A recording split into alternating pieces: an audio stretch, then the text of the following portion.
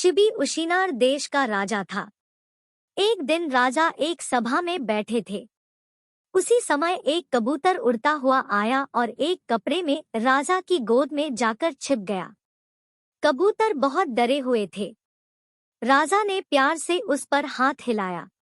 कुछ देर बाद एक गीदड़ कबूतर के पीछे उड़ता हुआ आया और राजा के सामने बैठ गया। गीदड़ आदमी की तरह बोलने लगा, आप न्यायप्रिय राजा हैं। किसी का भोजन नहीं छीनना चाहिए। यह खाने योग्य है।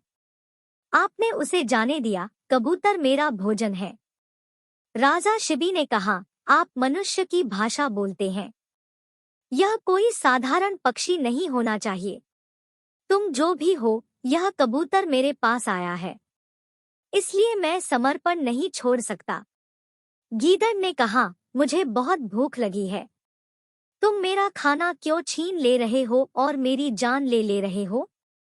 राजा शिबी ने कहा, तुम कोई भी मांस खाकर अपनी भूख मिटा सकते हो। आपको कबूतर को मारने की जरूरत नहीं है। आप कितना मांस चाहते हैं? गीदड़ ने कहा, राजा, अगर कबूतर मर जाए या कोई और जानवर मर जाए तो मांस मिल जाएगा। अगर सभी जानवर हमारे लोग हैं और आत्मसमर्पण कर चुके हैं तो इस कबूतर को क्यों मारे यदि आप उनमें से किसी को मारना चाहते हैं?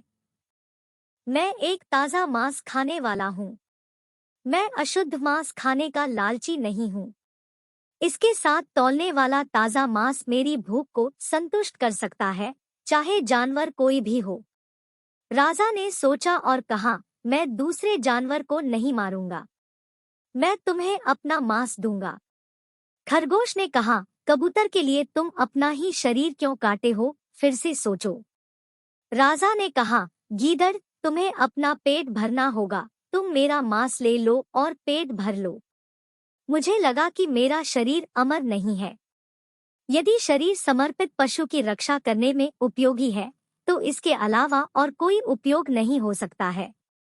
राजा ने एक कांटा लेन का आदेश दिया।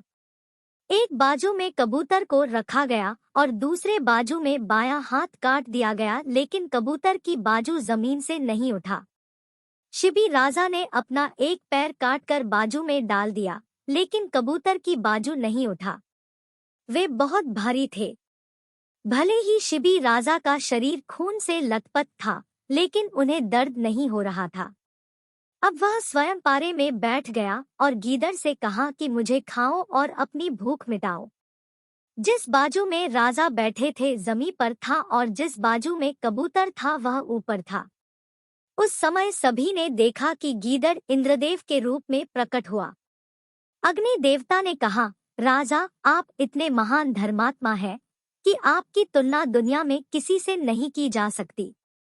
इंद्र ने राजा के शरीर को पहले की तरह ठीक कर दिया और हम दोनों ने धर्म का परीक्षण करने के लिए गीदड़ और कबूतर का रूप धारण किया।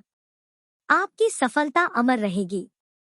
दोनों देवताओं ने राजा की स्तुति की और उसे आशीर्वाद दिया और गायब हो गए। सिख सत्य की राह और अपने न्यायपूर्ण स्वभाव से कभी पीछे नहीं हटना चाहिए। भले ही शुरुआत में आपको यातना मिले, लेकिन बाद में फल मीठा ही मिलेगा।